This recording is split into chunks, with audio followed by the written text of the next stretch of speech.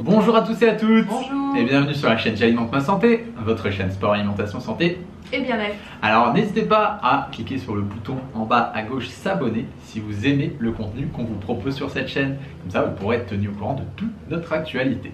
Alors aujourd'hui on va parler du fer. Les épinards, Popeye, le fer. Non, les épinards, c'est pas vrai, c'était une erreur. Il n'y a pas du fer dedans. Je ne sais pas pourquoi ils ont dit ça en fait. Ben si, parce qu'ils avaient fait une erreur sur l'étiquette. D'accord, je Voilà. savais pas moi. Oui, ils avaient fait une erreur sur l'étiquetage et du coup tout le monde a dit ah il y a plein de fer dans les épinards, alors qu'ils avaient oublié la virgule en fait. D'accord. Donc c'était pas du tout ce qui était vraiment dans les épinards. Alors aujourd'hui on va voir un petit peu le rôle du fer, combien il faut en manger et dans quoi on va retrouver le fer. Alors le fer, comme vous le savez peut-être, il a un rôle fondamental dans la constitution de l'hémoglobine. Alors on peut regarder si on a des carences en fer en faisant des prises de sang. Donc en général, tout ce qui va être anémie, perte de cheveux, etc. ça peut révéler une carence en fer. Et en général quand on est carencé en fer, c'est très dur de remonter la carence.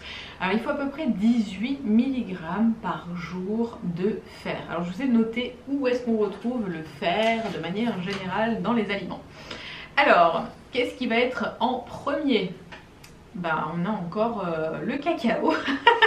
Ouais, décidément celui-là. Donc je vous ai fait une vidéo sur le cacao si vous voulez aller voir. Cacao cru de préférence, en poudre ou en fève. Donc là on a 10 mg de fer pour 100 g. Donc c'est énorme, d'accord, mais en même temps on va pas manger 100 g de cacao. Ensuite on va en avoir dans les abricots secs 5 mg pour 100 g. Dans les graines de chia, super aliment aussi, 7,7 mg pour 100 g. Dans les oléagineux, de manière générale, il y a à peu près 2 mg pour 100 g. Les amandes, elles en contiennent un petit peu plus, 4 mg pour 100 g. Dans le quinoa, on a à peu près 1 mg pour 100 g. Dans l'avoine, il y a à peu près 6 mg pour 100 g. Donc l'avoine en contient quand même beaucoup de minéraux de manière générale dans l'avoine. Les légumineuses 3 mg pour 100 g, dans les pommes de terre 2 mg pour 100 g, dans le poulet 1,3 mg pour 100 g, pareil pour le poisson.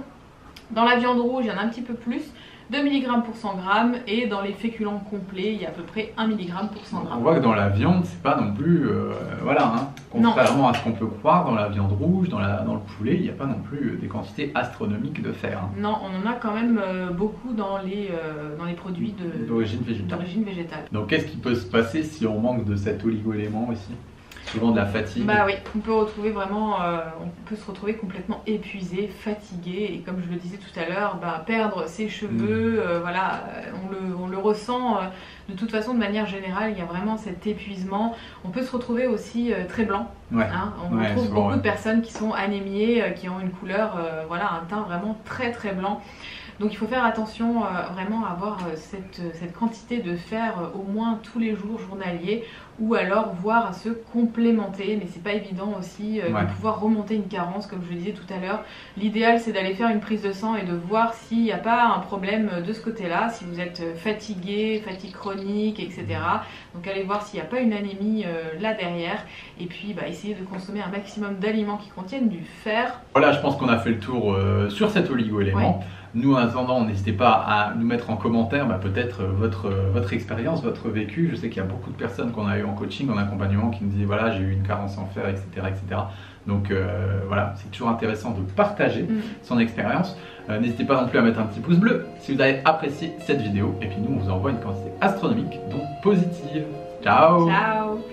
Hey, salut à toi. Salut. C'est Pierre. Et Céline. Alors on voulait juste te prévenir que tu as droit à 1 heure de formation gratuite pour apprendre à découvrir ton profil en naturopathie. Alors c'est juste ici, tu as juste à cliquer et tu vas recevoir tout de suite ta formation gratuite. Allez, ciao ciao. Salut.